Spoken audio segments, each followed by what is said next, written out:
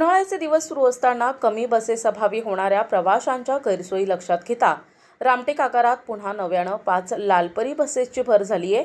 आता प्रवाशांची होणारी गैरसोय नक्कीच थांबेल असं मत रामटेक आगाराच्या आगार प्रमुख उमा तिवारी यांनी सांगितलंय।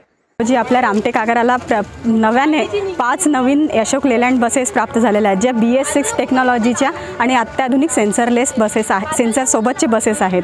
त्या बसेस फक्त आता 5 आलेल्या आहेत पहिल्या टप्प्यात। अजून आपल्याला 5 वाहनांची आवश्यकता आहे। ते लवकरच येण्याचं आता जयस्वाल साहेबांनी सांगितलेलं आहे आपल्याला।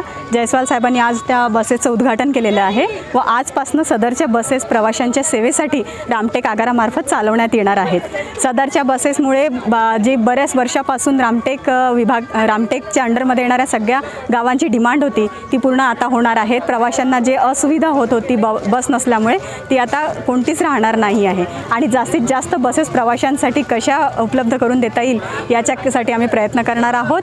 तसेच मी सर्व प्रवाशांना आव्हान करते की त्यांनी आमच्या या प्रवासी सेवेत जे आता लालपरी उतरलेले आहेत त्यांचा सर्वात जास्त उपभोग घ्यावा।